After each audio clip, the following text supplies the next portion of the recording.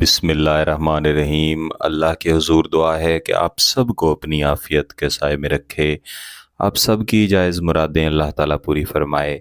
गिलानी साहब YouTube channel की इस वीडियो में महबूब को दिन रात आपके साथ राबता करने के लिए तरसाने वाला वजीफ़ा है, जिसे अगर आप एक दफ़ा तरीक़ाकार के मुताबिक पढ़ लें, इस पे अमल कर लें, तो आपके महबूब को सुकून फ़कत इस सूरत में मिलेगा कि आपके साथ राबता कर ले, आपके साथ राबता करके मोहब्बत का इजहार कर ले। गिलानी साहब यूट्यूब चैनल की वीडियोस के नीचे कमेंट करने वाले, इसके अलावा व्हाट्सएप पे मैसेज करने वाले अक्सरियत दोस्त अहबाब या बहन भाई जो राबता करते हैं, उनका मकसद फ़कत यही होता है कि उन्हें कोई ऐसा वजीफ़ा दे दिया जाए कि उनका महबूब चाहे उनसे जितनी नफ़रत करता हो, चाहे उनसे जितने फ़ासले पे रहता हो, और चाहे उसका दिल जितना भी पत्थर का बना हो, वो उनकी मोहब्बत में पिघल जाए। और सबसे बड़ी इसमें ख्वाहिश ये होती है कि उनके साथ राबता करे। और इन मैसेज करने वाले और कमेंट करने वाले बहन भाइयों में से अक्सरियत ऐसे होते हैं जो पहले से ही किसी से शदीद तरीन मोहब्बत भी करते हैं। उनका एक अच्छा वक्त किसी के साथ गुज़रा होता है, फिर वो शख्स बिला वजह उन्हें छोड़ के जा चुका होता है, और वो हर लम्हा परेशानी की हालत में होते हैं, और हर वक्त उनकी यही ख्वाहिश होती है कि वो लम्हा और वो वक्त जब उनका महबूब उनके साथ था और वो बड़ी खुशियों के साथ अपना वक्त गुजार रहे थे, वो वापस आ जाए। इस ख्वाहिश को पूरा करने के लिए हमेशा राबता करने वाले अमल या वज़ाइफ किए जाते हैं, जिसमें महबूब को इस कदर मजबूर कर दिया जाता है कि वो आपसे शदीद तरीन मोहब्बत करता है, उसे नदामत होती है और अपने किए पे वो शर्मिंदा होता है, और उसके दिल में मोहब्बत भी ज़्यादा से ज़्यादा पैदा होती है, और वो मजबूर हो जाता है कि आपसे राबता करे। फिर इंशाल्लाह आपसे बात भी करेगा, राबता भी करेगा।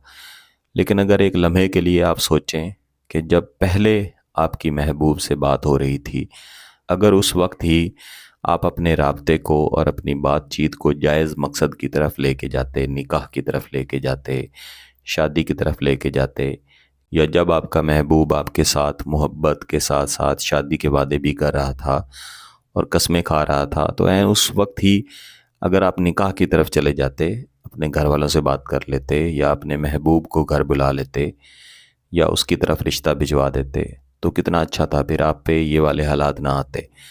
लेकिन अब अगर खुदा न खास्ता इस तरह के हालात आ गए हैं, तो इंशाल्लाह उनको वापस लाया जा सकता है। लेकिन इस तरह के हालात में सबसे पहले तहम्मुल का होना बहुत ज़रूरी है। आपको अपने दिल को संभालना चाहिए और मुस्बत तरीके से वजीफ़े की तरफ जाना चाहिए। यानी वजीफ़े का मकसद जो है वो मुस्बत होना चाहिए, शादी का, निकाह का मकसद होना चाहिए।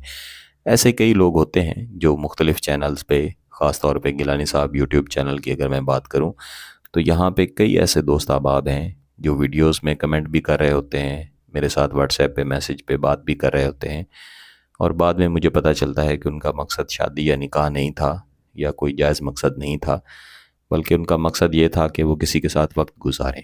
जब आप किसी के साथ वक्त गुजारी करते हैं, उस शख्स का दिमाग तो आप तब्दील कर देते हैं, उसकी ज़िंदगी तो आप ख़राब कर देते हैं। तो ख़ुद को उसकी जगह पे रख के एक लम्हे के लिए सोचें कि अगर आप उसकी जगह पे हों और आपके साथ कोई ऐसा कर जाए कि आप उसके लिए लम्हा लम्हा तड़पें, उसको पाने के लिए और उस वक्त के लिए तरसें जिस वक्त में वो शख्स आपके साथ मोहब्बत भरी बातें कर रहा था, शादी के वादे कर रहा था, तो आप पे क्या गुजरेगी। तो हमेशा अपना मकसद जायज़ रखना चाहिए। तो अगर मकसद जायज़ है तो ही ये वजीफ़ा भी आप करें जो मैं इस वीडियो में आपको बताऊंगा।